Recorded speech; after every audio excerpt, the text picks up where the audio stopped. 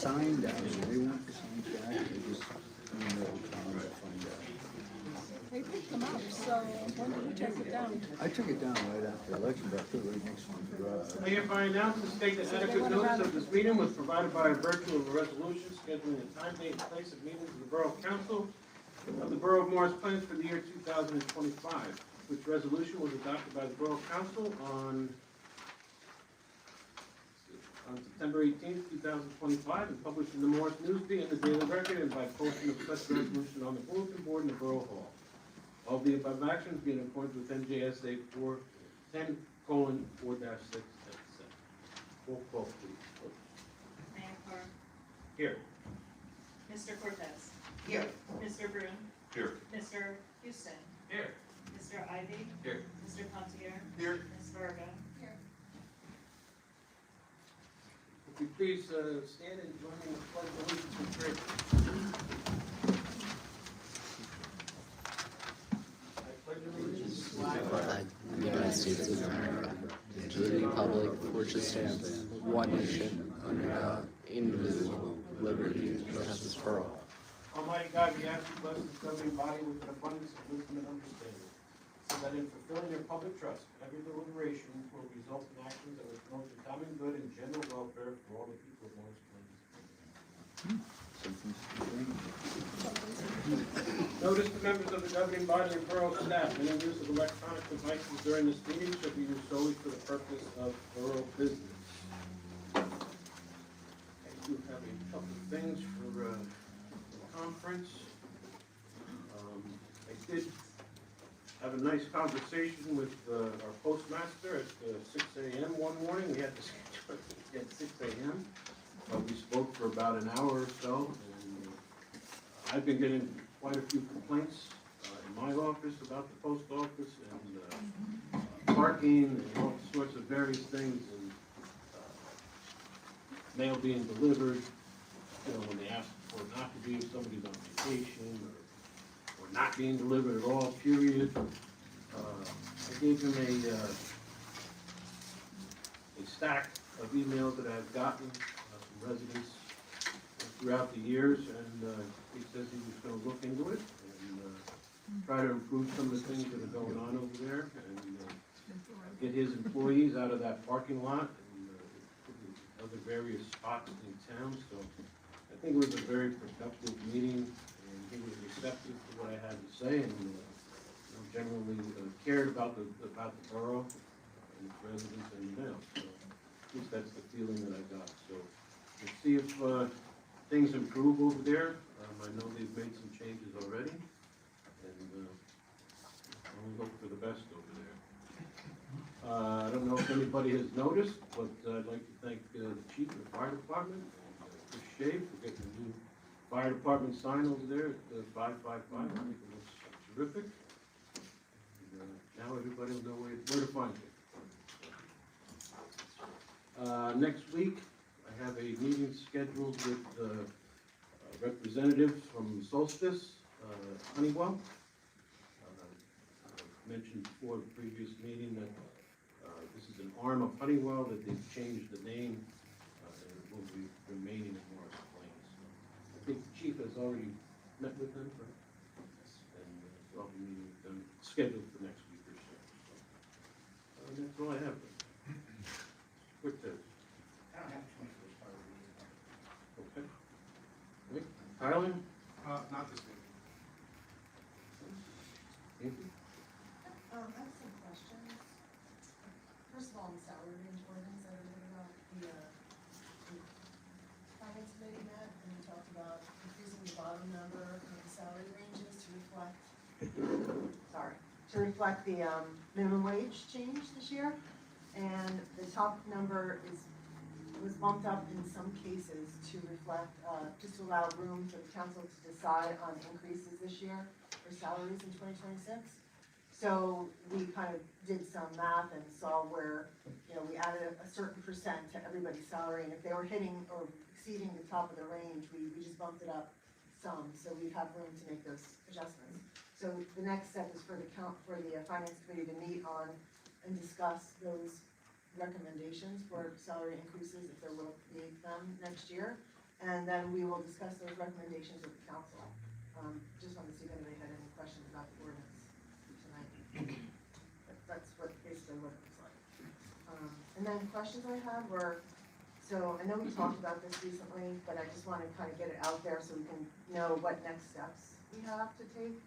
On the, for the capital budget, we voted to implement a new sound system, upgrade the system in this room, and some video equipment as well. And I know we're kind of like left it hanging last time, so I just want to know what we're going to do to advance that, because it was, beginning of this year, and I know that the volunteers have been working hard to do that for us, and just wanted to see if we could come up with a solution for how we can move forward. So I met with the mayor, and he's requested that we sit down, myself, him, the clerk, our IT folks, and just to discuss the proposal that I have, just to make sure that it meets all the needs that are there, and then we'll bring it forward. That's great. So, but I will say that I do have to schedule that meeting, haven't done that yet, so that's on me to schedule that meeting with the mayor and the folks I Oh, mentioned. So. great, that's the plan.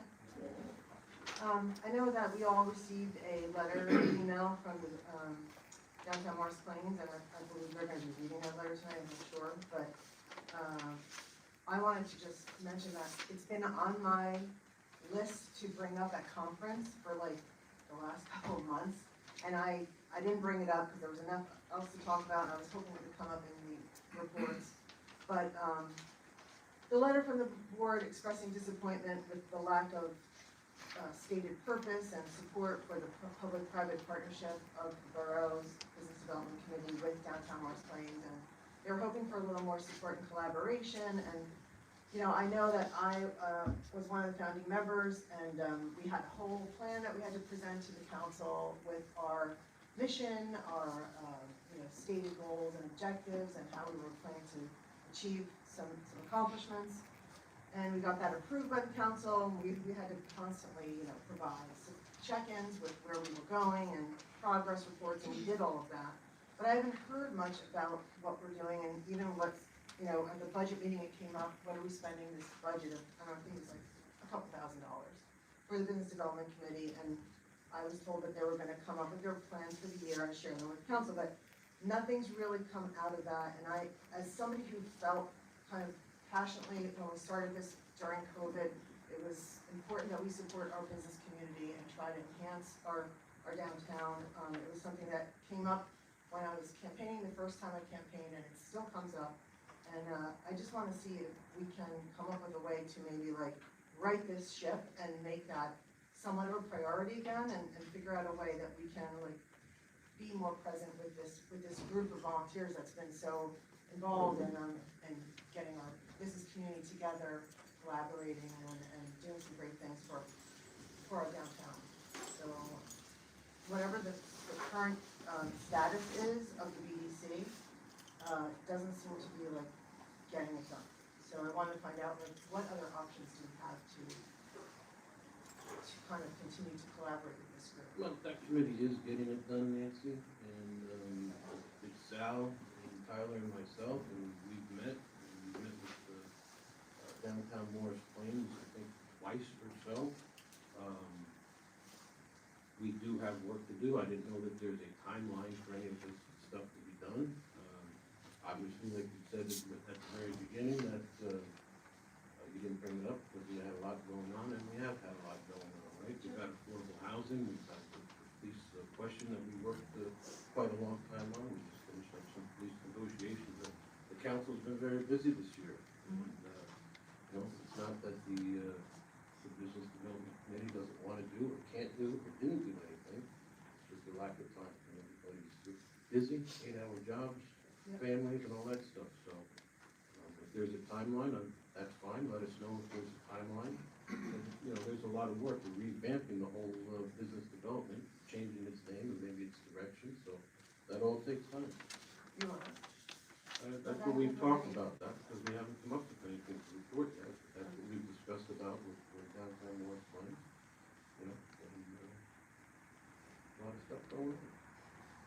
You'll see on the consent calendar, one of the things, and we did tell Downtown Morris Plains about it when we met, is the lights on the trees in the center of town. Every year we take that $1,000 and we put string lights in the alleys that the businesses and people have loved. And we put, last year we put the planters in between the alley over there by Bliss. And this year we're going to take the $2,000, which doesn't go very far, and we're going to wrap some of the trees in the center of town. You'll see that on the consent calendar today. Yesterday I got an email from somebody that we're working with, doing a, word that I have in my head. Let's see what I'm looking for now. It's a business meet and greet, with businesses in Morris Plains and from outside Morris Plains to collaborate with what other businesses, how other businesses can help each other. I'll think of it. Give me a second, I'll think of it. So they're working on, there's 4 dates that are out there. They had 2 venues that they're looking at. They've spoken to the one venue, the other venue has already gotten back to us. So that's in the works. So I won't say that the Business Development Committee wasn't doing anything by far. So it may not be as fast as everybody likes or whatever, but we're still plugging along with a lot of time. Slow and steady wins the race.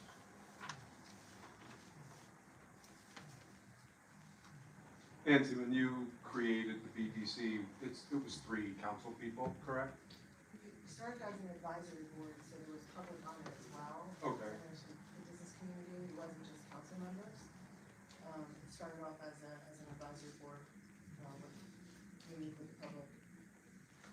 Okay, I only asked just because if there is a way, and I had mentioned it to Jason and Sal too, depending what the future role is in the collaboration with Downtown Morris Plains, that if we needed to bring someone in that maybe wasn't as busy, you know, that isn't on council or something that could help us, that was a possibility, but I didn't know if it had to be 3 council members on BDC, I guess is what I'm asking. I mean, that's the question, is could it be an advisory board again, should we get more public involved, because there seems to be like a little bit of lack of transparency about what's going on at these It's not a meetings. lack of transparency, it's just, we're working on it, we've been busy, we haven't made a lot of progress, but we're certainly working on it. We met with, like I said, twice with them, we know what we have to do and what we have to get, and we'll get there. Okay, I mean, the plan that we had put together originally was based on best practices for successful downtowns with, you know, measured outcomes and, strategies that related to different aspects of successful downtown. We had, how are we welcoming businesses, how are we building relationships, how are we improving the look and feel of the downtown, how are we advertising? So, and then bringing the community together, so it was just a little bit more strategic than life. Yeah, so I think we've kind of gotten away from that, in the direction of the business development, we're not trying to develop the businesses. By the time businesses are here, they're already here, right? So we haven't had anybody come up to us and say, hey, I want to start a business, how can I do that, right? So it's not business development, so we're changing all of that. We do support the businesses, I go and meet every new one. We said that, I talked to Allison, and when a new business, if she hears something, or if I hear something, I let her know. I didn't hear about Pope One, I saw it on one of her posts, but we went, we just gave them a key, I invited Downtown Morris Plains to come. I invited the council to come. So, you know, I think we do plenty, but we're working on it. Sorry, it's just, on your point, right, I think, personally, if the, as the mayor said, if the BDC is taking a new direction, I would think it would be good to understand what that direction is, right? So whether that's in a charter or in a memo or something, just to understand what the new goal is. I think that would Once we get there or have a clear path, we certainly will. Okay, and would that be in the form of like a document or something that we call? I don't know how that would be formulated right now. Okay, all right. And I just have a question about the ballot question. Is that going to be something that will be discussed in public safety, or how are we going to move forward forward. So I had a conversation with the chief, and the chief and I are going to meet, I believe it's next week, and see what the plan of action will be moving forward. I have a small an update about it in my report.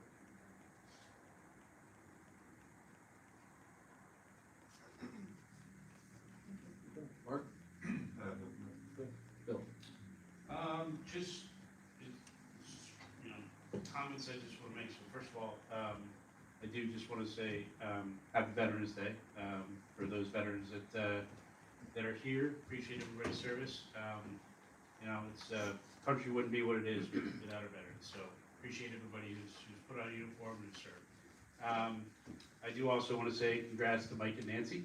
You know, it was a good run, and congrats to both of you. And then I do want to just say thanks to the mayor and the council, and especially Councilmember Verga and Councilmember Pontier, stepping up over these last few weeks as I've had some personal things going on. So appreciate everybody helping out. So thank you. Here we go. Okay, approval of minutes, Mr. Cortese. I move that the meetings of October 16, 2025 be approved. Is there a second? Second. Second by Art, all in favor? Aye. Opposed? Abstained? The ayes have it. Approval of consent calendar, Mr. Cortese. Wow. You know, I can report that, but come on, Nancy. Okay. Approval of consent agenda reports. Police Department, October 2025. Borough Clerk, October 2025. Animal licensing, October 25. Sanitarian, October 2025. Building Inspector, 2025. Resolution 2025-130 entitled Resolution of the Borough Council of the Borough of Marsh Plains authorizing the borough to participate in the North Jersey wastewater cooperative pricing systems, NJWCPS. Resolution 2025-131 entitled Cancellation of taxes, veteran exemption.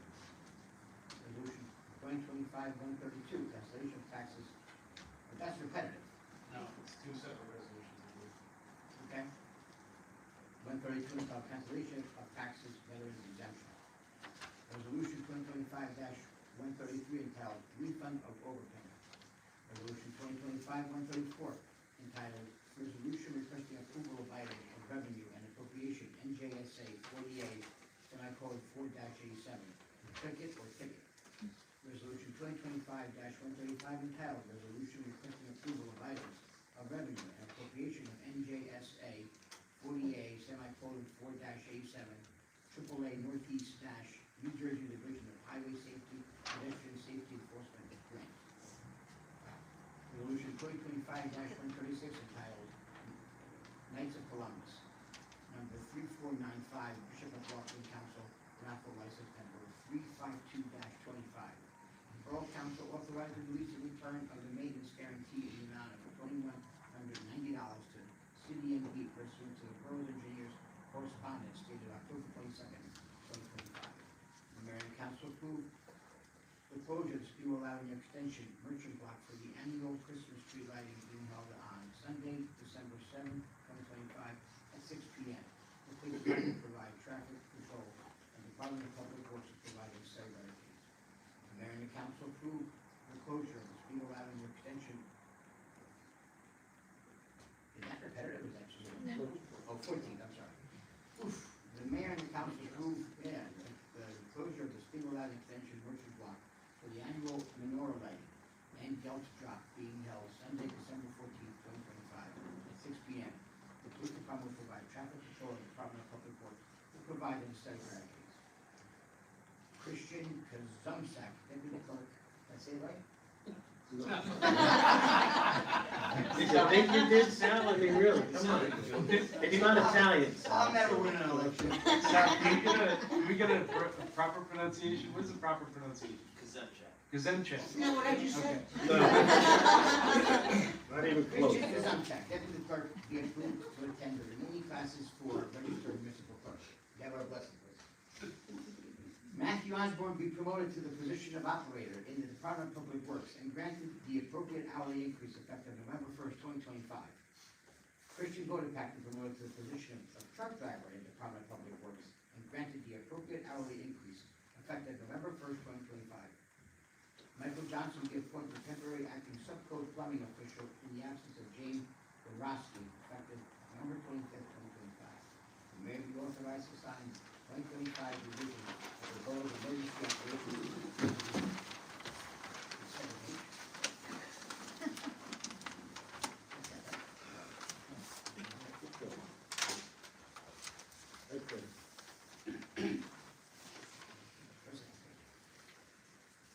The Borough Treasurer be authorized to advertise for the receipt of bids for monthly maintenance and repair of sewage and pumping stations in the November 2025 edition of the official Borough newspaper with bids to be received on December 10th, 2025 at 10:30 a.m.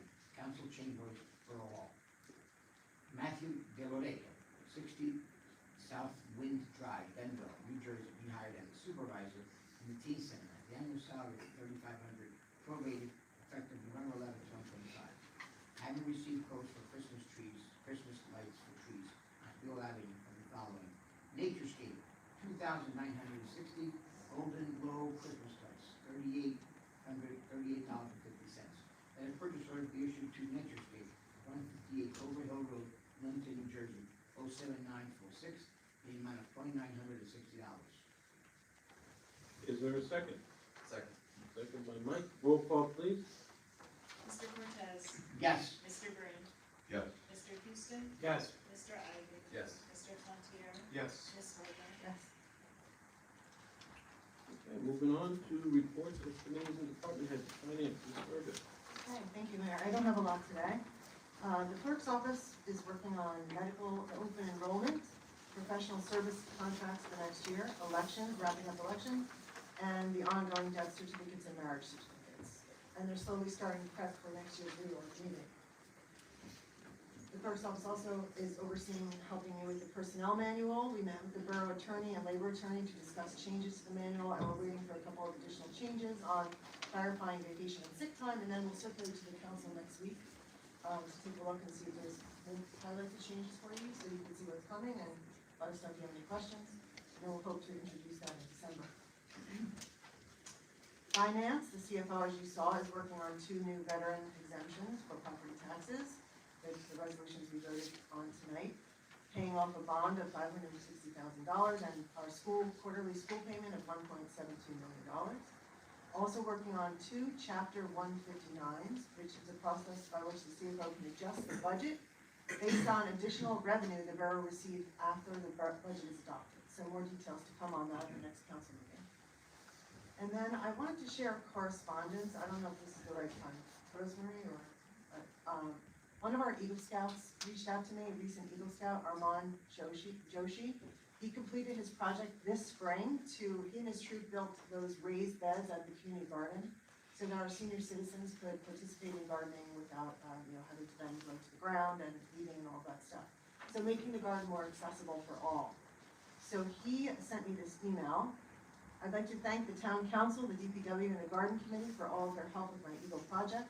I hope that the garden beds will be put to good use. I've also given a check with the excess funds from the project's fundraising, which I hope can be used by the town garden for their needs. Thank you again, Armand Yoshi. So he did a great job, and I left the check there with the clerk. It was for $109 and change that they had left over from their GoFundMe. So, nice young man with a nice another nice project for the borough. That's all I have. Moving on to public safety, Mr. Pontier. Thank you, Mayor. Just wanted to start by thanking all of our public safety and first responders for their hard work in keeping the borough safe during the Pumpkin Illumination, which was a blast. Also, thank you to Downtown Morris Plains for that. Also with the Halloween parade at the schools and on Mountain Way in the afternoon. Halloween's potentially my favorite day in this town, and I just think it's a really, really great time. They were also crucial in the bonfire, and what a fun night that was as well. And let's also not forget the Education Foundation 5K run. So again, thank you very much to the police department, all of our first responders for working hard to keep the residents of the borough safe. Our 19th police officer and most recent hire, Noah Rawding, will begin on Monday, November 17th. He will have around a 10-week field training and then be able to be individually assigned to shifts. We're excited to welcome him to the community of Caring. With the 19th officer, the department will be implementing a new traffic unit starting in January.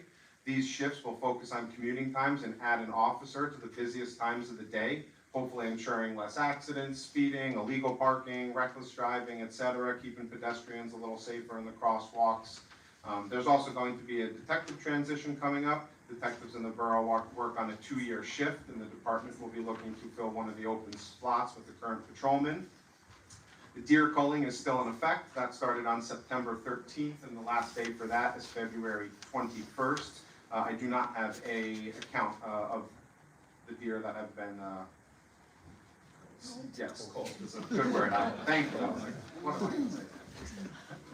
The chief and the police department have also been very helpful in working with the ordinance committee, which I'm also on, and moving along some of the complex ordinances like the boarding ordinance we'll be introducing soon. As everyone probably saw, the public referendum question was a no. It was about a 60-40 no from the people that did vote. With that being said, the council and the PD are gonna kind of go back to the drawing table and see if there's something small we can do on site in order to help the PD comply and work efficiently. Obviously, we're not going to be looking at an $8 to $10 million renovation, but we'd at least like to see if there's something that we can do to improve the public safety conditions here. So definitely stay tuned on that, but again, we will obviously not be doing the $8 to $12 million plans. The Public Safety Committee will be meeting on November 17th with Chief Karaski to go over some of the high-level issues and other pressing issues. The Complete and Green Streets Committee has met twice since the last council meeting, most recently this past Tuesday. We've done a deep dive into the state policy and checklists and have started a draft policy for Morris Plains. We still have 3 meetings left, but I'm proud to say that we've made some great progress and have an incredible committee, so stay tuned on that front as well. The police department also had a very successful prescription drug take-back on October 25th. I met with Fire Prevention Chief Chris Shea last week. We discussed the past year and some improvements that can possibly be made to the position going into 2026. Typically, there's around 100 inspections each month.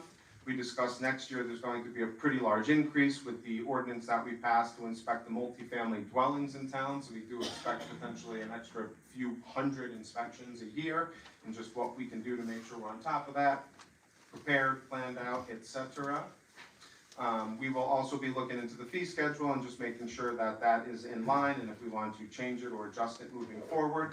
And Chris also attended a smoke detector class at the Public Safety Academy on November 7th. The fire department, correct me if I'm wrong, they might come up, is around 400 calls for the year. That's an incredible number, and we're very proud of how hard they're working. There was some supplies ordered in the past month for the apparatuses, and we're still expecting the new mini pumper to come in around spring of 2026. As the mayor said, you may notice that beautiful new sign that's outside 555. That lets us know the fire and the fire prevention are there. And I do plan to have also a public safety meeting just to meet with the fire chiefs as well, again, just to make sure that we're here to support them. They have everything that we need, and we can be there, again, to support them moving forward. So, for me. Welcome, lieutenants. We have lieutenants and more lieutenants and chiefs here than Indians, so this is good. I don't know who's giving the report. Yeah, I'll give it, Mr. Mayor. First off, Chief Krosky apologizes. He couldn't be here this evening. He had a prior family obligation to attend to. We had the pleasure of myself and Lieutenant Gill being here. Really, Tyler hit a lot of it. Just 2 things we just want to touch on is tomorrow we will complete 2 state mandated trainings. Beginning of this month, we did active shooter training. We teamed up with the Morris County Sheriff's CERT team over at Borough School.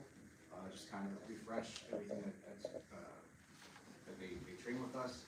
Sergeant Kelly, our instructor, and tomorrow we complete our defensive tactics training. It's with Detective Serrato and Sergeant Kelly again, and that's been a phenomenal training. Today I went with against the chief, who was a former collegiate wrestler, so I'm a little tired. It goes to work, but it was fun. It was good. It was good training. That's all I got. Very good. Lieutenant Gill, do you have anything while you have a nice captive audience about CERT? We have a meeting scheduled for next week. It'll be our second meeting. due to the government shutdown, the FEMA website wasn't working, so you couldn't take the online training that I'm requesting everybody to take. Hoping that's gonna be up and running soon. It's, as of now, I don't believe it's back up and running yet. But we're gonna continue on with training. I've been waiting for some clarification from the county OEM. But the plan is, sir, we have around 15 members currently. Looking for as many members of the community, no matter what age, any age from 18 to, if you could walk, or even if you can't, I'm interested in having you available. So the plan is to meet once a month, to do various trainings that could help you or your family or us in a time of need in case of a disaster situation. The primary focus that we're gonna be working on with the residents is anybody that wants to be part of the community emergency response team is to be more present at the events to help us with events. Stand at a post, give out water, help with the borough events, because, we have many and they're growing by the year. So, I encourage you, if you have any interest, reach out to me. My email's on the website. I'll send you all the information and get the ball rolling. But if you want to reach out in the very near future, we could probably get you out to the meeting next week. So that's planned for the 17th, I believe it's Wednesday, whatever date that is. Did you connect with those guys that sometimes go to community garden and do the ham radio stuff? Do you have some? I'm sorry, one more time? The ham radio operators that are in town that sometimes are at the community garden doing their thing, are they at all involved? There was one that was involved. Oh, Well, he was at the last meeting, one of Yeah, them was at Bob, the I last think, meeting. yeah. Okay. Yep, That's good. yeah, it's a unique situation everybody brings to, what I explained in the meeting is everybody brings a unique, perspective to the situation that's not police related, not first responder related. I've been a cop since I was an adult, like out of college, so my expertise is in law enforcement, but somebody that's well versed and has a skill set in something else brings a lot to the table that I'm not gonna think about in an emergency response type situation. So everybody, no matter what your background or capabilities that you think you have a spot on the CERT team. So if you're interested, please reach out, tell your friends, family, children if they want volunteer hours, we can help them with that. So it's a good program. There was a really a diverse group of people that first one, and I think he went around, or one of the guys went around and just asked what they did. So people built stuff, there were ham radio guys, electrician kind of guy, there was, so everything, like you said, everybody brought a little something different to them, really cool to watch, so. Thank you, good. Guys, appreciate it. Lieutenants? Chief? Or chief? That kind of sounds like the volunteer fire department. Bring everybody together. That's right. Good evening, all. Got some good news. The sign is up. You're welcome. I love it, thank you. We got, If you divide it up we got, for past couple of years, right, you're all good. what's up? Yeah, right, that's, it's good. It's finally done. And next thing, the mini pumper. The committee will be going out to Long Island on December 10th to do the pre-con. So, looks like we're moving on it. Hopefully it'll be done soon, quick. Or quicker than we want, so. We were doing hot dogs, we did the bonfire, now we have Christmas trees coming up. So everybody, VFW and the fire department, we like the Christmas tree, come support us with the veterans too. We got 600 this year? 600? We did 500 hot dogs. No. 600, sorry. And You said hot dogs, oh my Yeah, 500 hot I didn't eat dinner on dogs. Monday. Free hot dog tonight, right? Yeah. Yeah, we had none left, so. Yeah, good. 600 trees not eaten. Tyler, we were, yes, you were close. We're 393. Oh, all right. All right, so, okay. Yeah. Days not over. Tomorrow, we might get more, you never know, it happens, so. Other than that, we're doing what we're doing, so. Keep up the good work. Thank you, guys. Thank you, Chief. Thank you. Public Works, Mr. Bruhn. Just to tap into the Halloween parade, I do appreciate the police department, fire department, DPW, recreation, auxiliary, thank the funeral home, whether it was a donation or physically being there helping. It's set up for about 2 or 3 hours, and it lasts, I think it's like 30 or 40 minutes, and it's just all gone. Munchkins are all gone, hot chocolate's all gone, hot dogs are all gone. So it's a big event, but I do appreciate everyone's help.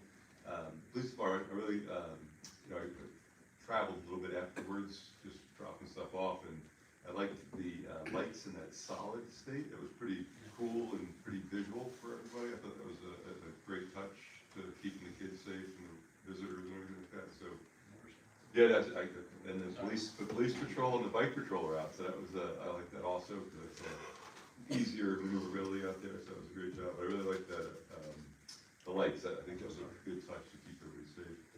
And I know somebody like to touch on it, but I also really like the Pumpkin Illumination. Again, that, oh my gosh, very talented people out there that can carve pumpkin.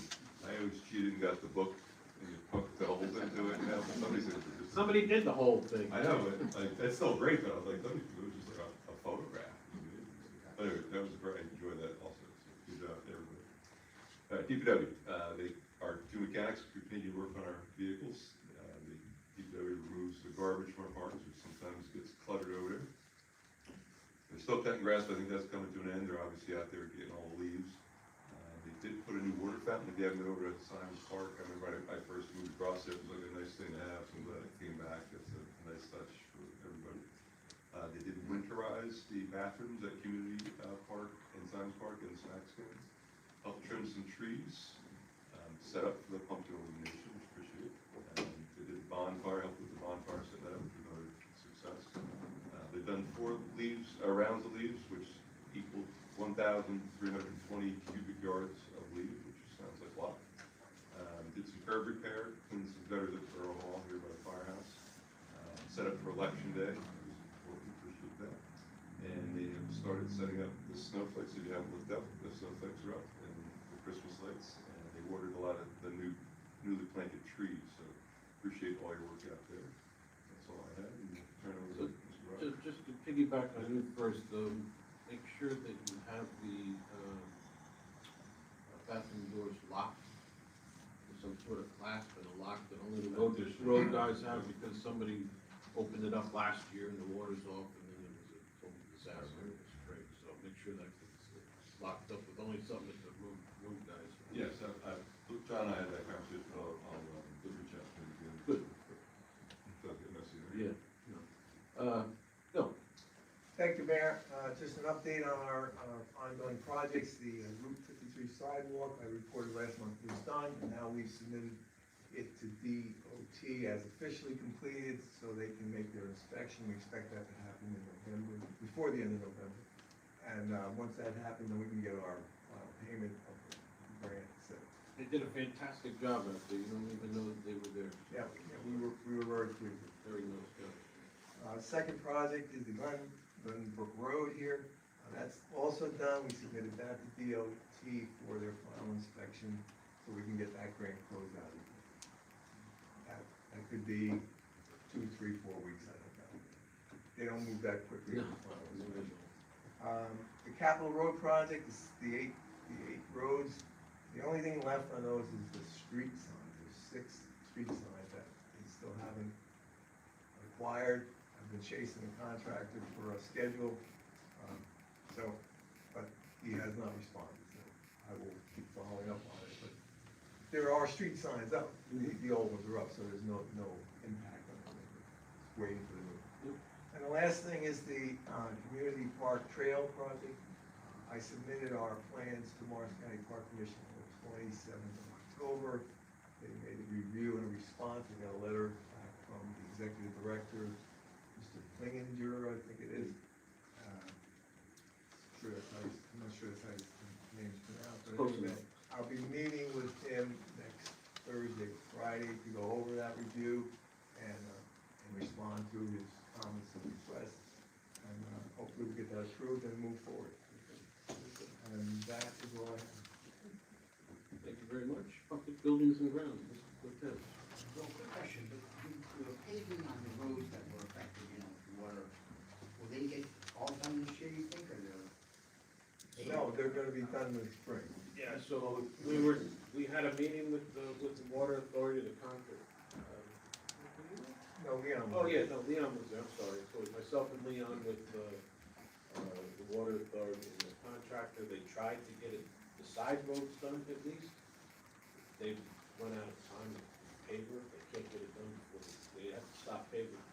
I think just before the trees, by the time they get here in early December, it's gonna be that date. It's gonna be, Not to expect that. yeah, we tried, but now it's gonna end up being in the summer next year. Portia, you heard that, right? Gotta wait for the payment. We tried. All right. Thank you, Mayor. I'll start off with the farmer's market. Just a reminder that the winter farmer's market is scheduled for Saturday, November 29th. Mark your calendars. There's going to be a lot of fun, exciting lineup of activities planned for the returning vendors and opportunity to support our local downtown businesses. This is a big part of what the farmer's market always tries to do. There'll be face painter, which will be back, and by popular demand, and Morris Plains Presbyterian Church bell fire will be ringing in the holiday season. The community we'd like to have the community to contribute with toys for tots to be a toy drive in partnership with our youth department and Garden State Harley Davidson. In addition to food donations for our food drive or interfaith food pantry, we hope to see everyone there and have added surprises to announce. God bless all you. Everyone working on that.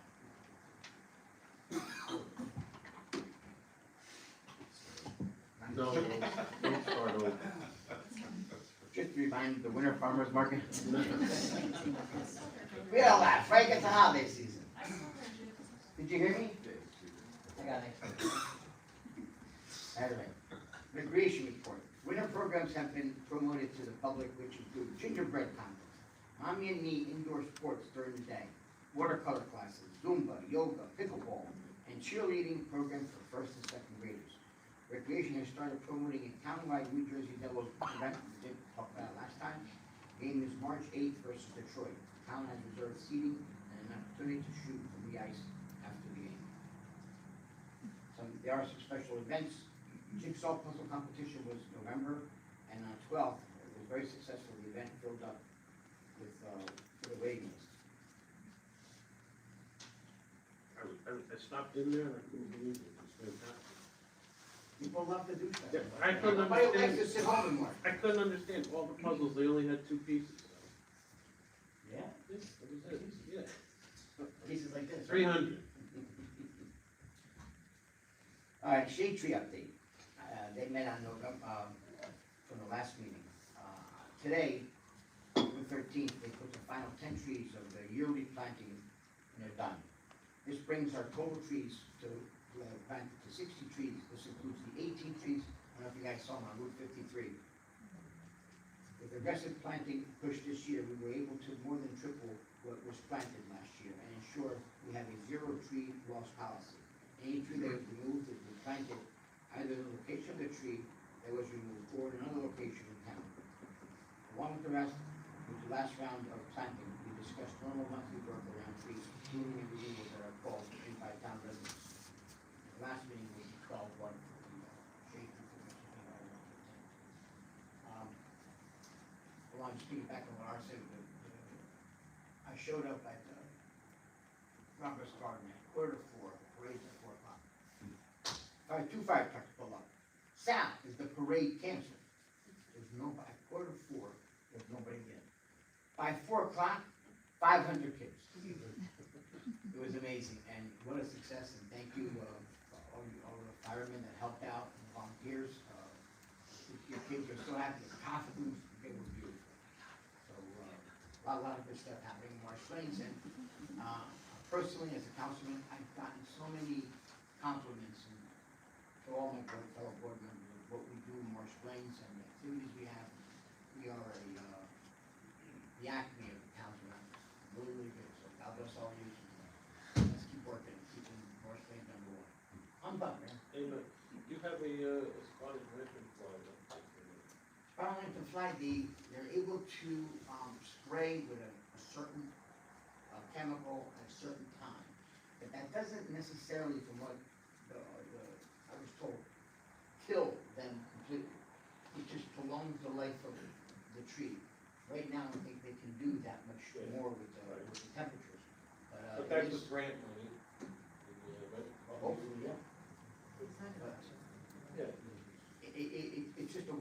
way that fly works is weird, the way, they tell you gotta kill them, but they jump backwards. So, you can't sneak up on them. You can't spray him, Sal, you gotta suck. Yeah. Kill them, if you see lanternflies, kill them. Moving on, public health, sanitation, and sewers. Mike? All right, good evening, everyone. I'm gonna start with Municipal Alliance. So a few Saturdays ago, the our Stage Fund had their show, Adam's Family musical. It was a great show. The kids did outstanding. It was really fun to watch, and they did a really great job. They're continuing to plan the events for the remainder of the school year. Next one will be Friendsgiving, so it's open to all families that are in the school district. It's Friday, November 21st at 6 p.m. in the Borough School cafeteria. And then we were pleasantly surprised to see that the Morris County Volunteer of the Year is Rosaria DeNova, and she's actually here tonight. For all of her contributions to the Municipal Alliance, so I'm going to embarrass her a little bit and read what was submitted to the county. Oh, you're right. Oh my God. She has to do a speech to it. Santa Claus over your sweater. So Rosaria initiated and led impactful programs like Family Fitness Day, collaborated on extra school events, and assists a variety of projects to engage families. She builds strong partnerships with vendors, schools, and town officials, ensuring each project's success. Beyond events, she advocates for community needs such as scooter safety education. Rosaria's commitment, creativity, and ability to inspire collaboration make her an invaluable asset to our community and a deserving recipient of this award. We are very lucky to have you involved, so congratulations.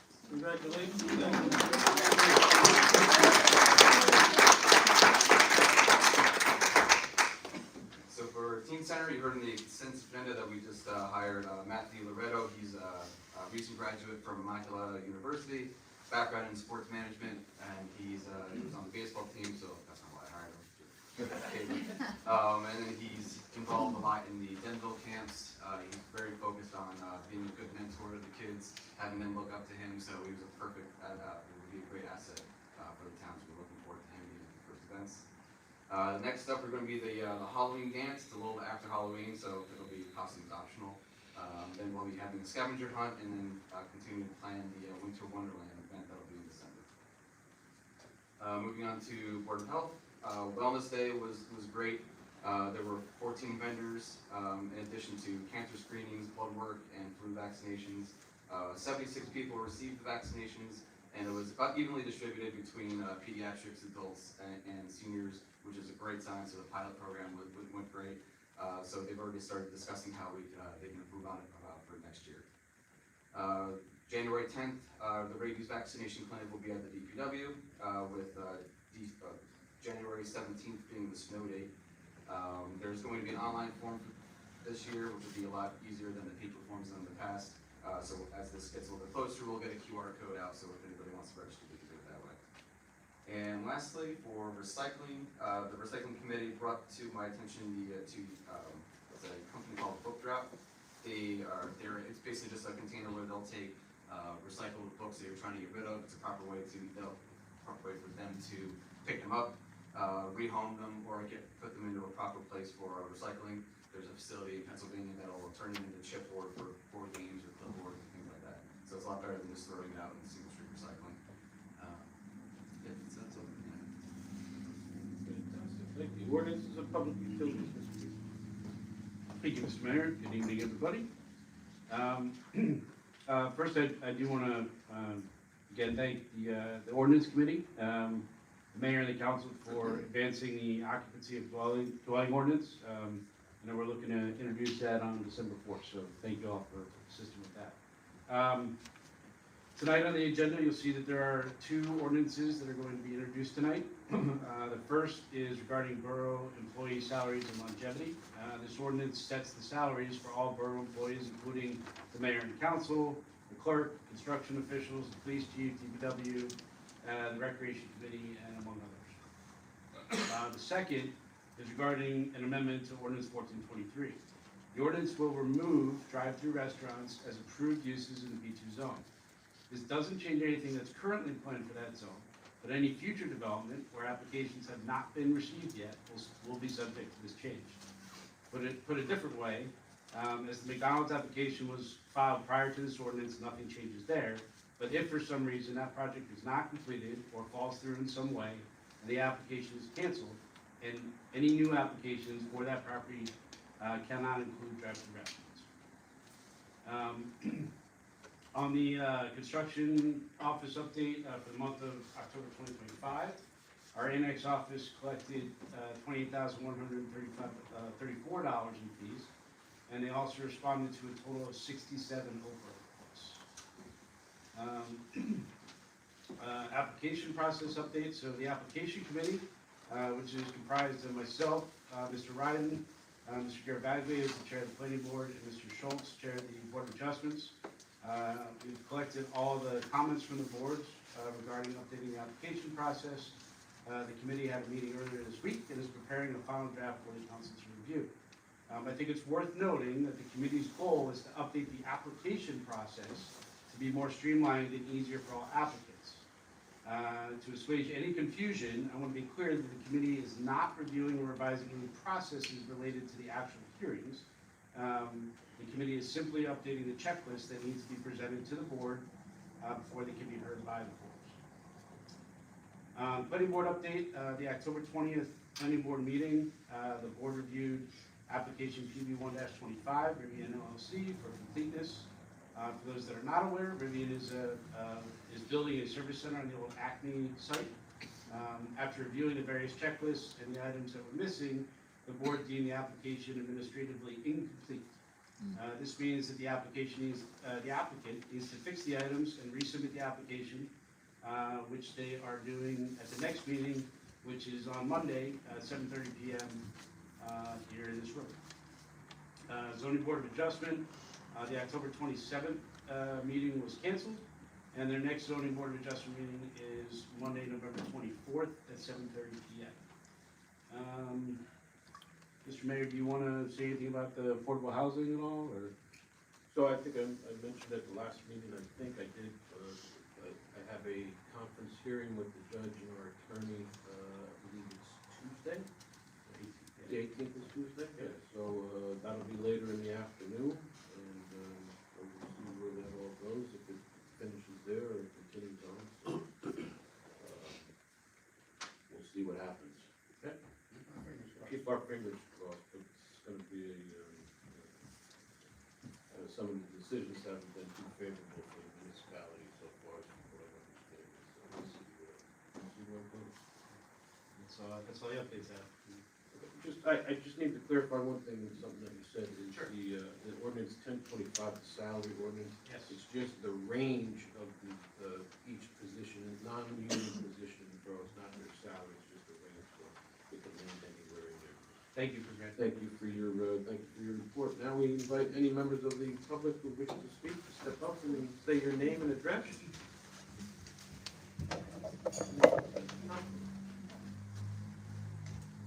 Cooper Johnson, 51 Sun Valley Lane.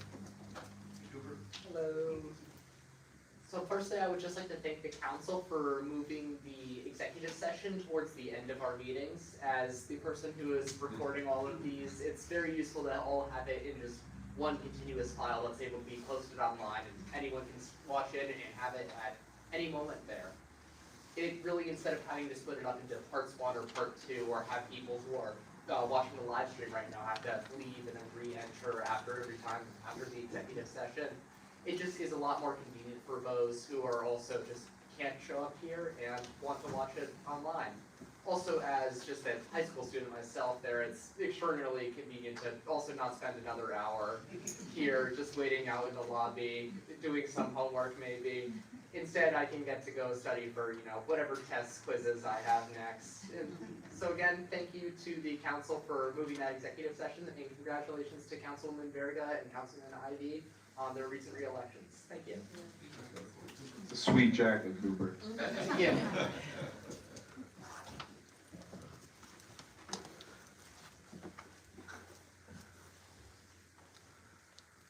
Hi, good evening, Council, Mayor. How are you? Jessica Williams, 22 Stony Brook Road. So I'm here tonight to speak on behalf of Plan Better North Plains. Mayor Karr, soon we will begin the important work of selecting appointees for the planning board, zoning board of adjustment, and other committees in preparation for the borough reorganization meeting in January. State law and local ordinances give you the power to you alone as mayor to decide who will serve on many of the borough's committees. And those you choose will make decisions that affect our lives for decades to come. With this in mind, Plan Better Morris Plains would like to make 2 points we want you to consider when making your appointments. First, we want to note the incredible range of experience and talent in Morris Plains. Among our neighbors are tradespeople, scientists, engineers, business owners, doctors, teachers, and firefighters, all of whom have valuable perspectives to share. While many of these residents have voiced interest in doing work with the community, they have also told us that they are unsure how to get involved. To ensure our committees represent our best talent and ideas, the borough needs to do a better job in reaching out to all of our residents through the town website and emails and providing interested applicants with a clear process and timeline for appointments. We should be making every effort to recruit broadly from the talented residents here in town by advertising these openings and creating a transparent application process. Second, our borough form of government allows the mayor to vote when there is a tie. But this is balanced by the mayor having the enormously influential power of appointing committee members. The planning board will soon embark on a master plan review, and who you appoint to fill this year's planning board vacancies will decide what our downtown looks like for decades to come. Your appointees to our other town committees will have both immediate and lasting effects on our neighborhoods and quality of life. This is why we ask that when making these appointments, you choose strong voices who will ask difficult questions, attend meetings prepared, and who are willing to do the hard, often invisible behind-the-scenes committee work that keeps Morris Plains a wonderful place to live.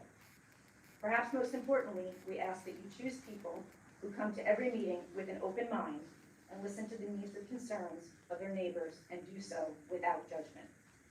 Next year, we celebrate the borough's 100th anniversary. Who you choose to serve on these committees will shape how residents see our local government and what the borough looks like, not just for this year, but for the next 100 years to come. The members of Plan Better Morris Plains, along with the whole borough, will be waiting to see your vision. Thanks, Jess.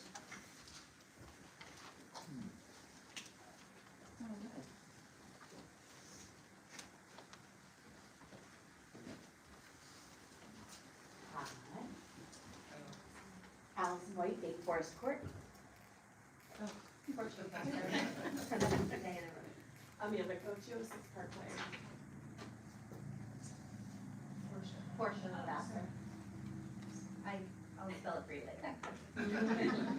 So we are representing all of downtown Morris Plains tonight, but only the 3 of us are able to join. And Councilwoman Verga, thank you for raising the topic of the email that we sent.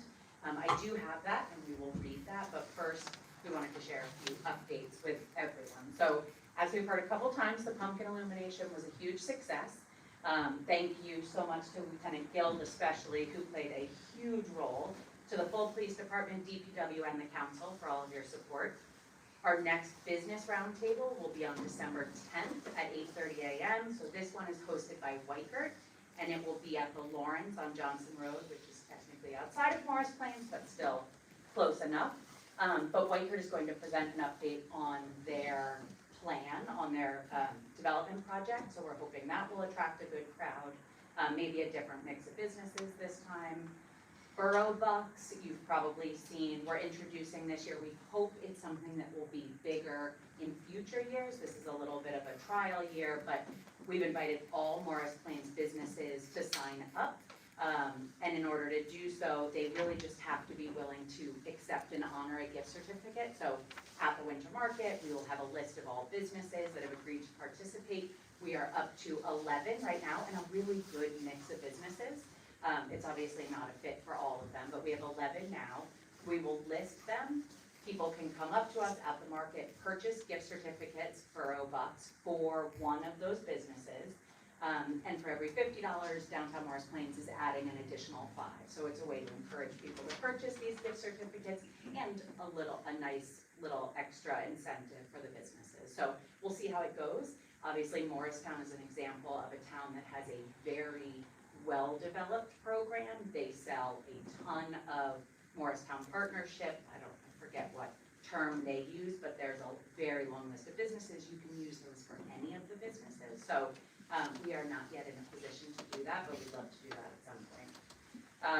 We will also be giving away the 2025 Downtown Morris Plains Ornaments again this year for anyone who shows proof of a local purchase of $10 or more. It's just a small gesture, but a nice way just to encourage and celebrate people shopping locally that day and hopefully throughout the year. So make sure you shop local and come get that ornament because we will run out this year. We're determined. Yes, and the winter market this year is Small Business Saturday, so that's why we'll be handing them out there. And then last on the list for now at least, we've only announced this on social media. We did share it with you directly as the council. But New Jersey Transit's 2026 Transitional Arts Project, they're still in 2025 mode, but we are already excited and ready for them to announce the big news for next year. As we shared, this is, each year they pick one town and through a $30,000 grant and a selection of an artist, they install a single temporary, but it could be several years, art installation in or around their station. So more to come there, but that's really exciting and certainly could not be better timed than for our centennial. And so now, unless there are any questions on any of those, I'm happy to read the email. Yeah, so what time is December 8th? 8:30 or 10 or? Oh, December 10th, 8:30. Or 10, 8:30 Yes. in the morning. Yes. And so that, I don't think we have, I checked that today, I think that just went out this week. I know I copied the BDC on that. I think we only have a few businesses signed up so far, so we'll do some more pushing. That just went out. But hopefully it would. All right, so this email, I will just read it so that we're sure that I read out what you all received too. And really, just before I do read that, I want to say that this was not so much to express disappointment, but truly just so that we have some more clarification. It's easier for us to plan if we have a good sense of where the council as a whole stands in terms of what an ideal partnership looks like, how we can best collaborate and work together, because we were incorporated one way, right, as an outcome of that initial group. And so now, if things change, and certainly all things change and evolve, the more information we have, the better we can think. We are still a small board, a small team, so the more we know, the better. So, dear members of the council, I'm writing on behalf of the Board of Downtown Morris Plains to request clarification regarding our partnership with the Business Development Committee, BDC, so that we can plan effectively for the year ahead. We're in the home stretch of 2025 and, for a variety of reasons, the BDC and DMP have not collaborated on anything in 2 years, since Small Business Saturday 2023, which was hot chocolate on speedball. This has been disappointing given how integral this partnership was to the founding of Downtown Morris Plains. In 2022, following the formation of the Ad Hoc Business Development Committee, several residents were asked to help explore how to best support our local business community. We concluded that creating a nonprofit organization would be the most effective next step, modeled after successful public-private partnerships in neighboring towns. With the blessing of the council, support of the BDC, and the assumption that our partnership would continue, we moved forward with incorporation and hit the ground running. During our first year, we worked closely with Councilmembers Goddard, Wagner, and Verga, generating strong momentum for both the Business Development Committee and Downtown Morris Plains. But in January of 2024, all 3 members were removed from the committee and replaced with Mayor Karr and Councilmembers Cortese and Kelly. After a few meetings with no progress, we became concerned. We were later told that the committee was unable to establish a plan due to, and this was mentioned earlier, competing priorities including work on affordable housing and personal commitments. At the 2025 reorganization meeting, there was no mention of the BDC. However, through follow-up, we learned that appointments would be made once Councilmember Goddard's seat was filled. In May, Councilmember Pontier was announced as the 3rd member, and we subsequently met with Tyler and Jason in July and August. During those meetings, we offered recommendations for collaboration, including specific ways the BDC's budget could be used to support our local business community. Unfortunately, despite these efforts, no progress has been made. Moreover, we still do not have a clear understanding of the committee's current objectives and have been informed by Mayor Karr that both its name and mission may be changing. The borough's website still lists former Councilmember Kelly as a member, and the content has not been updated since 2023, with the exception of the link to Downtown Morris Plains Business Directory. As we plan for the coming year, we respectfully request clarification on the council's intent for the BDC and whether the council's willingness to partner with Downtown Morris Plains has changed. If members of the committee do not see value in the original mission of the BDC, will new members be appointed next year? We do know that several council members are deeply committed to supporting our local business community, and we remain eager to collaborate toward that shared goal. And that's just the end. Promising to be here tonight. So we're not going to solve it tonight. I know you've talked a little bit about your thoughts tonight. If we can answer questions, if there's anything you'd like to share now, certainly we're open to it, but. So you sent that email, and I know we've gone over this before, so you gotta kind of remember you can't send it to the entire council all at once. If you have something, it should go through her, and then she can distribute that. Because then people can't discuss that kind of stuff all together on the meeting, so that's just number one. Number two, I don't think anybody was removed, like you said, from the Business Development Committee. I think that people didn't want to continue doing that. We put, if I remember correctly, and then I asked who wanted to continue doing it, along with myself, and I think Tyler and Sal both said that they would. That's my best of my recollection. And just one other thing, I think all the council members here, and especially myself, support every business, whether it's large or small, in this community, and always have, from the smallest ones to the largest ones.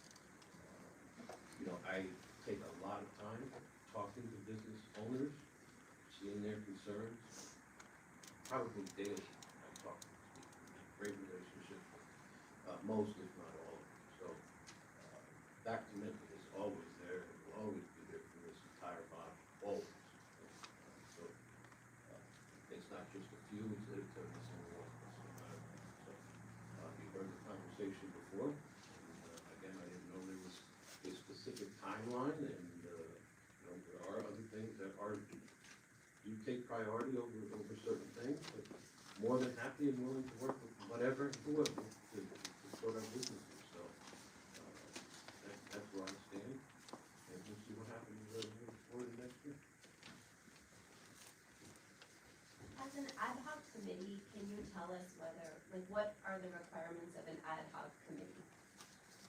There are any requirements for an ad hoc committee that I know, but I do not know the definition of an ad hoc committee. So I'm asking because it seems like it would be reasonable at a minimum for residents to expect, and we hope to expect from this committee, to understand purpose, objectives, have quarterly updates at a minimum. I mean, those seem like basic. Well, it's possible. I Participation couldn't guarantee it, but it's certainly possible. Okay, I mean, it's hard for me to imagine the purpose of an ad hoc committee that doesn't report any action. So part of the reason we're inquiring today is because we don't know any information about what the council is doing towards supporting these things. And we have had meetings, and we have not learned anything subsequent to those meetings. Right, we have not gotten back to you. We've met and we haven't gotten back to you. We're not 100% clear on which way we're going or what our new brand is gonna be. It's been almost 2 years Well, since you said that. Well, it's been a year. This is the second year, last year and this year. It's been this year that we've sat down and discussed and talked. Again, I didn't know that there's a specific timeline, and I don't know whether I can meet those timelines, whether it be quarterly or what have you. We will certainly do the best that we can moving forward. And it's not a question of your commitment to businesses. We know that the full council is very supportive of all of our local businesses. I think the question is there still a public-private partnership between the council and our nonprofit organization as intended and as is modeled very, very successfully in other towns? And if so, does it need to look like something else? If it's not the BDC, is it, I don't know. Well, of course it is, the town certainly supports everything that you do, whether it's directly a business development committee or other services in the town. So I mean, that is never an issue or hasn't been an issue moving forward. Whether the business development committee is directly involved with you or however it works,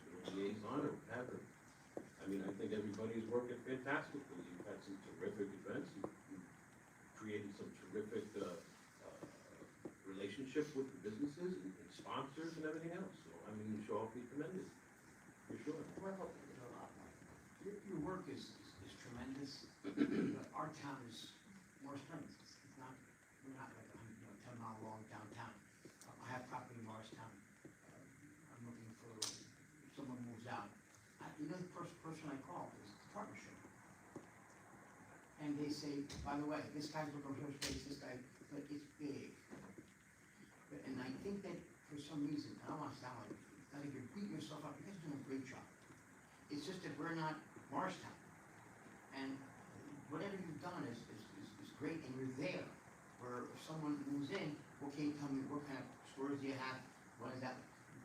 I got so much information from the partnership.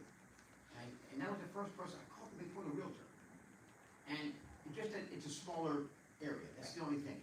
But you guys have done a fantastic job, and I think I'm sensing you guys wanna do more, you wanna, build more bonds and with us, and we're lucky that we have you, because if you know exactly all the store owners, and I think you created a lot of bridges that you guys really have not gotten the credit for between the town and store owners. That, we didn't have what we have today 5-10 years ago, where, with the farmer's market, I got to meet even myself, store owners, which is, and that was all started by these ad hoc organizations. But I can't just say you're gonna have that traffic that Morristown has. It's not gonna happen. They're big with that. But certainly the job you guys done, and, I don't think our intent is not to be this. no, we Just to be can't. clear, we We're wanna do small. more sites. 100% Portia, I'm with you. But at the same time, like, it seems that you guys want to do more and do more work. But I'm trying to say the area, the marketing area, is a little, Morriston's a little bit limited. I love the fact that you have that fire to do more and want more and build bridges. It's just, as a councilman, I thank the Lord I have you guys. It's just one great thing to have. And that's all I have to say. And that's actually a really good example of one of the ways we can bring value, and something that we brought up at a meeting. I know you weren't able to be there, but we said often people come, I think you were in Italy, you were in a far better place. People come to us and they'll say, what is vacant in town? And so we pose the question, who do you want us to direct people to? If it's about, right, and we went through a few different questions and we didn't have a clear answer. So that's an example of something very simple. I mean, I think I gave you that answer, and that was the zoning official. Everybody should start there, right? What kind of business is it? What's zoned for whatever business you're opening, and let's see what's vacant.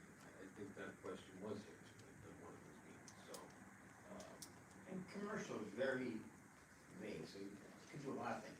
Right. A lot. So it's, And a couple years ago, that was one of the things that the BDC at the time was doing, was compiling a lot of that information so that it was kind of a one-stop shop. It made it easy. So if someone was looking at Morris Plains, as well as a few other towns, they had quick answers. And obviously, it's impossible to know, every single vacancy, all the information. A lot of it is, word of mouth. But if we can help make it easier for businesses, prospective businesses, that benefits all of us. you're doing it. But we hit a lot of roadblocks when we're trying to work through the town, unfortunately. I think we saw obstacles as a BDC and that we couldn't handle without being a nonprofit. I mean, there's a lot of grants out there, but the grants, I know they do require that collaboration with the town. They want us to show that there's a commitment from the borough government to the nonprofit. Usually it's financial, but it's definitely a documented partnership. And that's what opens the doors for all of the grants and all of the good things that we can do together. And I think when we worked with that group of residents to try to encourage someone to step up and create this nonprofit, we also knew that that would enable you to do the fundraising, which we as borough government, we can't accept money for outside of our taxes for projects. So you guys stepped up and provided that opportunity for fundraising and sponsorships and things like that, which has really opened the door to a lot of the activities. But I think, I feel that if you don't feel supported by the borough, I know we all love our businesses, but I think that the work you're doing is stuff that goes beyond the scope of government. you know, a lot of these, you know, events and roundtables and things like that are beyond the scope of government. It's appropriate for a nonprofit to do that. But for us to be able to show support for that, with our presence, with our involvement in your meetings, with our dollars, even this is a small budget, I don't think we have any budget right now earmarked for downtown Morris Plains, for these business roundtable meetings, and things like that. And I think, you know, that's a way of showing partnership. So I think that, I appreciate you guys stepping up, and I feel a little bit sad that you feel that you were abandoned somewhat in what you're trying to do and not feeling like we're truly as engaged and motivated about the projects and your plan of action than we are, so. Hopefully we I don't think that they were left, I think they're just running faster than we're running, so. perhaps. You know, I mean, there's 6 or whatever, yeah, and then we focus on that, and, that's fantastic. Listen, we're behind downtown Morris Plains for sure, we've always been, we haven't left you or lost you. Just working on a different pace, and we'll see what happens moving forward. So we can decide to play it. Would it be reasonable to say that by the reorg meeting, maybe there would be either, Probably. you don't even know what I'm gonna say, but I'm not here to say. To even whether it is, there will be a continued business development committee, or if you have a new name, it's a new name, just so that. Well, there'll be some aspect of business development in the borough. While I'm fresh to the BDC, I do want to express my commitment to at least working with you better, finding a way that we can collaborate better, and if that means communicating even more. I spoke, you know, with you earlier and just said I'm happy to try to come to more events, maybe not as Tyler, but as the liaison and someone that can be there for that. But and as a real estate professional, I might have like a little bit of an inside scoop with agents if they're showing properties, things in town, and I'm happy to always bring that information public if I can, if I know it. But I definitely say we will meet and at least try to figure out what that path is forward. But again, know that we are committed to furthering the partnership. And I mean, I think you guys are amazing, so it definitely broke my heart a little bit to get that email, because I want to be doing everything we can for you. And you guys do such amazing work that you deserve to feel supported, and you deserve to feel that, you know, admiration that I think the town has for you. And I think it's important to say, we understand that the functions of public and private are different, and that was always the original vision, so we don't necessarily, I mean, we certainly did not come here today to ask for money. No, I know. I'm never gonna turn money down, but that's. But we came because we want to ensure that the businesses in our town are both getting support from the private side and the public side, so that, and that we know what one another are responsible for and what one another are doing, and so that when we are supporting them, we're efficient and effective and do the best that we can for that community. So having transparency and open lines of communication when you do have that plan will help us all do that.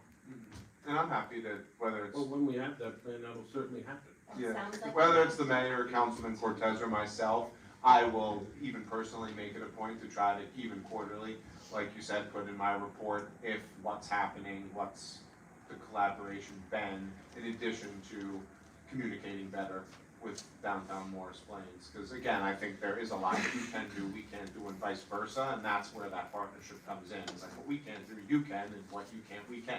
So I We've think been over a lot of that stuff. Anyway, a lot of yeah. this stuff we can take the rest of it offline. Thank you. Thank you. Thank you.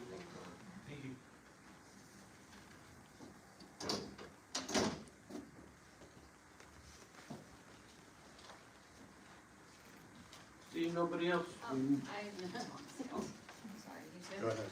Hi,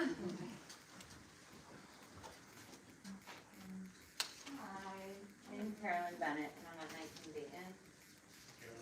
Hello. I wanted to review use this time to check in on the topic of signs, specifically on some of the signs that I know, I think they were talking about maybe September at this point, related to the ordinance 6-2025. So I think those two signs have, I don't know who I direct this to, but the signs about the trucks being over a certain weight limit that can't be on those roads. Were those two signs put up on the two new editions yet? They Or- were not. And what's the And- status of that? Right, so I think the mayor reported last time that it's with the DOT, it's been with the DOT for quite some time. I did actually ask, the chief to send me the DOT contact, which, he may have done. The chief reached out to them and hasn't done a response yet. Okay, You might copy you, I think I got a copy. I think it was that night after the meeting or whatever, okay, that we talked about that. right. The next day, he said something. So, okay, so I guess to answer Ms. Spinner's question is, there's no movement on There has this? been no movement. Don't mean to sound dense, but I guess like what, do we wait like 5 years? Do we, like, what is the next step, or we're just at the mercy of some contact at the DOT? So then the lieutenant will have the chief resend another email and see if we can get to some sort of bottom of this. Okay. I can't guarantee anything, I mean, this is, we'll try. That's all we can do. No, that makes sense, and that's helpful, because I am more invested in the sign that is currently missing on Dayton Road. So I now have a son at Mountain Way, and I do a lot of drop-off, and I have seen the sign on Mountain Way that says, no trucks over 8,000 pounds, I think, empty weight, or whatever it says, is there. And there is not a sign like that on Dayton Road, but when I go and I look at the, do we call it the E-code, the code of the town? So if you look at that, chapter 22, I think it's article 5, trucks excluded from certain streets.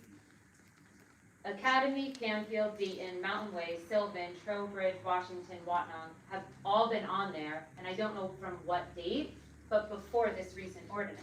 So that's where I'm not understanding if this is supposed to have a sign, and it doesn't, why doesn't Dayton have a sign? Are these two new streets gonna get signs and Dayton still not have a sign? What is going on with decisions being made related to construction near Dayton and heavy trucks? Like, it all just seems very confusing to me, if somebody can help paint the picture, because I'm not understanding if this is saying trucks over 4 tons gross weight are hereby excluded from the following streets that I just listed. And the McDonald's lot has the exit coming onto Dayton. That would be going against this ordinance. So is it because the sign isn't there that those things are able to move forward, or? I believe it was covered in the testimony from McDonald's that if you're making a delivery, those trucks are allowed on that road. So if United Van Lines decides to move somebody out of Dayton Road, they're allowed to go on Dayton Road. It's just not through traffic. They can go through there. And I don't wanna, I have gone down rabbit holes in those recordings and those testimonies. Like, it's still a favorite on my phone, which might be embarrassing, but it never was actually covered off, and it's because the exception is deliveries can be made for an address on that road. So if I get a huge truckload of french fries delivered to my house, being a Dayton address, that is allowed, as I understand the law. But if the address of that lot is a Speedwell address, this does not make sense to me. So if this article believe needs that to was- be rewritten or reviewed, then I think that needs to happen in parallel to updates being made with other ordinances related to that. That was covered under testimony. No, it wasn't. I'm gonna kindly Okay. request then that you show me where, because we have all read it and listened to it, and it wasn't. See if I can look at it. Okay. Because it was, I'll see if I can do Okay, yeah, I mean, and I don't mean to just be bringing it up out of the blue, but it's just like on the list of things that I feel like was brushed under the rug, for lack of better words, and I don't know, it's frustrating, and now there's a huge pile of debris with honestly, God knows what is in it, and I can show you things that have blown in my backyard and I'm not even adjacent to it, and it's just, I don't know how the town thinks that that's less of an eyesore than what was there before, but it just feels like decisions were made and now people are like, oh, McDonald's is a done deal and we don't have to worry about people being annoyed about it, because that is not the case at all. So this is on top of my list again, and the sign thing is, if we're ordering 2 signs and there's one missing on Dayton, like, let's get 3. If they're gonna make them for 2 of the streets, or I don't even know if the other ones are missing, Academy, Canfield, all of these, but I don't know, I'm seeing a lot of holes and I would love someone to help me fill those holes. I don't think, I think, I forget who it was at the last meeting, brought up the same point, about the signage not being there. Actually, it was I don't think any of the signage is on any of the streets that are in the ordinance. So I think, we, as the mayor said, we're gonna follow up with the DOT, try to get an answer from them and try to get the signs approved so that we can get those in and get those on all the streets that are in the ordinance. Because to your point, when I was doing research on the ordinance, some of these streets in the ordinance go back to the 80s, where they don't allow 4 tons. So, yeah, so I agree with you, like, it needs to be forward. Okay, and I'm just gonna say this, and I'm not looking for a response, but if the McDonald's property as planned and approved and whatever only works with the exit going onto Dayton, even though there is an exit and entrance on Speedwell, then I just don't see how we can all legally sit here and be like, yeah, it aligns with all of our ordinances, because I am staring at this in black and white and it doesn't. So unless someone can show me where it's written that we're not breaking this ordinance, then it's not making sense in my head, and I know a lot of the folks behind me. So I will come to the next meeting and I guess I will check in, but I appreciate you doing that, investigating that, maybe I've overlooked. Are we waiting for approval for the ordinance or for the sign? The ordinance has been approved. That's all done. Any road, any road that leads to a county or state road, you cannot put signage on without DOT approval, so we're waiting for the DOT to approve it. We've done everything we can do, but we're at the whims of the DOT approving it. Because the road touches their road, so they have to approve. Good evening, Bill Grieco, 9 Higby Way, Council, Lieutenants. Bill, as a veteran, I have a concern. I'd like to know, or I'd like an explanation as to what Resolution 2025-131 means. Yeah, the veterans exemption. I'm actually also a veteran myself, so I can, Thank you for your service. well, thank you, sir. Which one is it? So, 2025-131. Correct. it's 131 and Exemption, 132. What does that mean? Taxes, veteran exemption. If you apply, I don't know whether it's the state or the federal government, there is a relief on your tax. Sorry?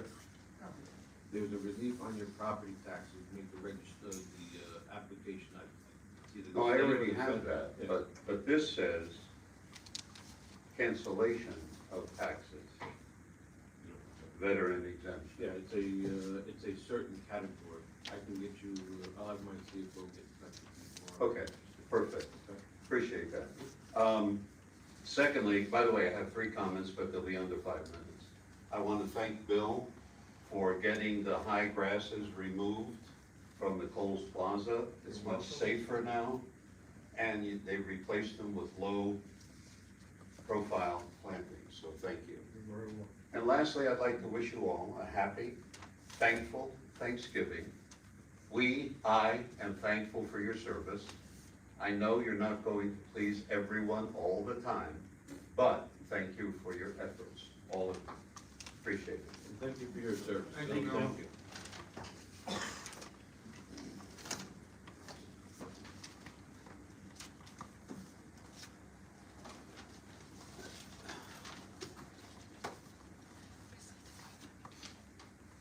Jill Cecilia, 11 Dayton Road. I just, after Carolyn spoke, I was a little confused. Is there clarification? were there only 2 signs ordered? So, just to be clear, so the ordinance that we passed added those 2 roads to the Right. existing ordinance that already had 4-ton restrictions on, I forget, half dozen, 8 roads or whatever it is in Morris Plains.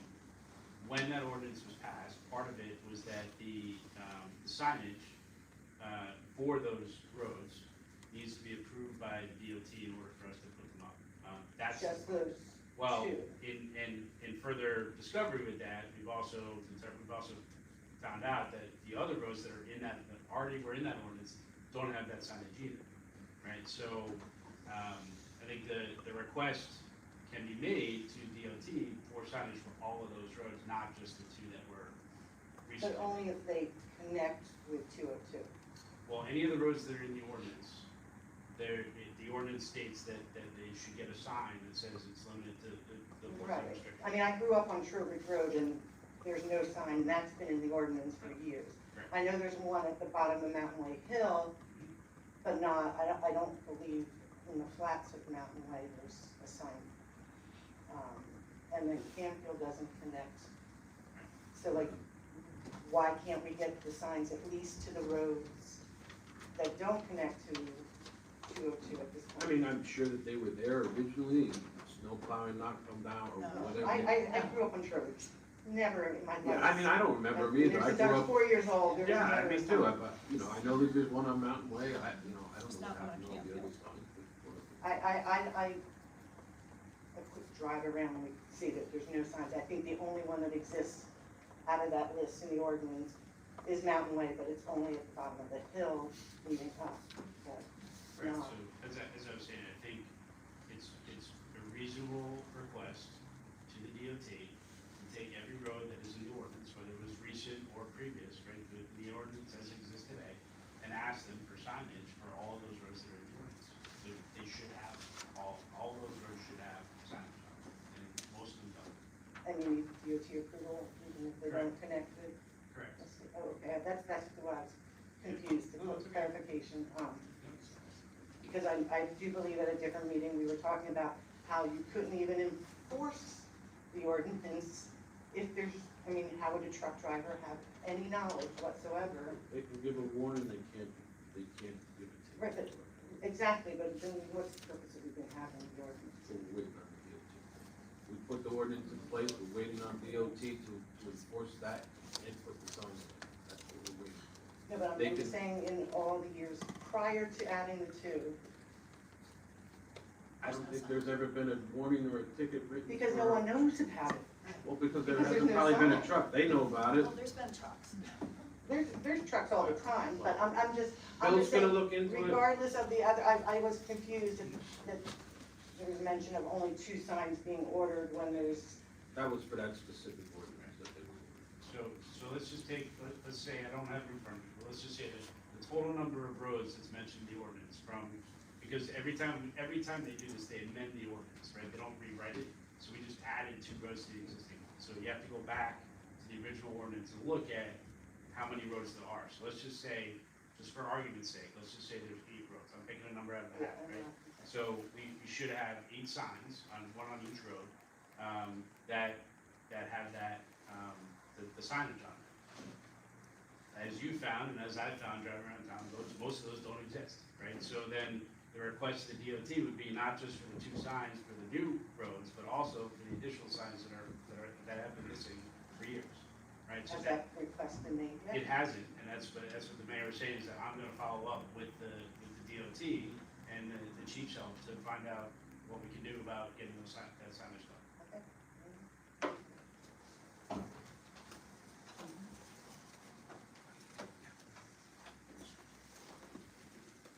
I'd like to say something.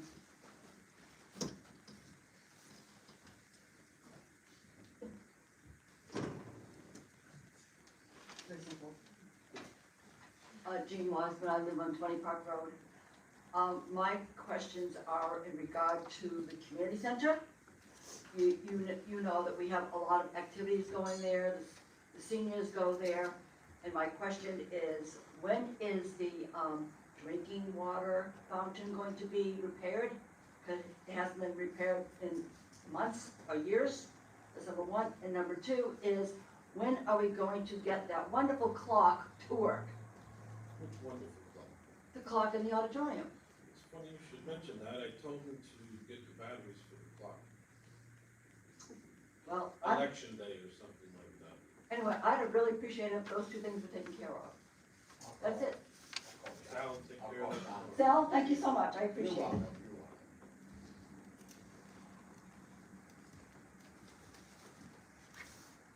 Anybody else? Seeing nobody, I close the public portion. Introduction of ordinances. Yes, thank you, Mr. Mayor.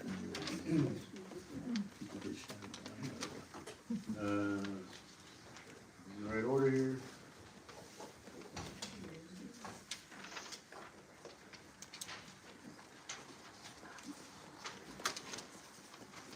I, Councilmember Houston, introduce the following ordinance and read the same by title and move that it be passed on the first reading.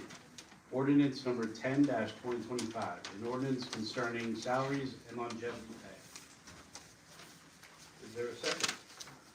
Second. Second by Tyler, all in favor? Aye. Opposed? Oh, I'm sorry, roll call, please, I'm sorry. Roll call.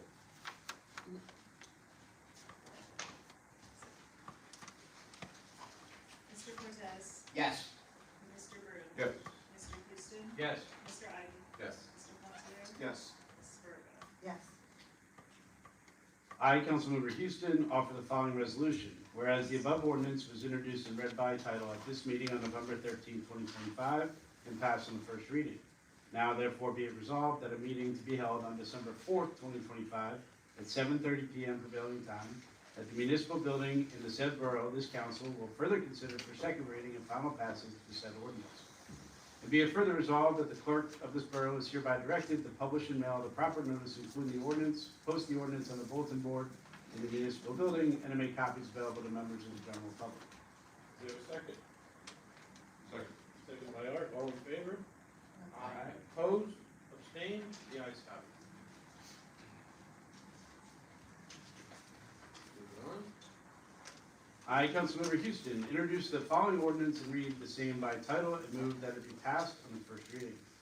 Ordinance number 11-2025. An ordinance to provide for the partial amendment, supplementation, and revision of Chapter 13 Borough Morris Plains Land Development Ordinance to amend Schedule C to remove drive-through restaurants as a permitted use in the B2 business zone. Is there a second? Second. Second by Nancy, roll call please. Mr. Cortese? Yes. Mr. Bruhn? Yes. Mr. Houston? Yes. Mr. Ivey? Yes. Mr. Pontier? Yes. Ms. Verga? Yes. I, Councilmember Houston, offer the following resolution. Whereas the above ordinance was introduced and read by title at this meeting on November 13, 2025, and passed in the first reading. Now therefore be it resolved that at a meeting to be held on December 18, 2025, at 7:30 p.m. prevailing time, at the municipal building in the said borough, the council will further consider for second reading and final passage the said ordinance. And be it further resolved that the clerk of this borough be and she is hereby directed to publish and mail the proper notice thereof, including the ordinance, post the ordinance on the bulletin board in the municipal building, and to make copies available to members of the general public. Is there a second? Second. Second by Mike Ivey, all in favor? Aye. Opposed? Abstained? The ayes have it. Moving on, we have no ordinances on second reading. We do have a resolution. Okay.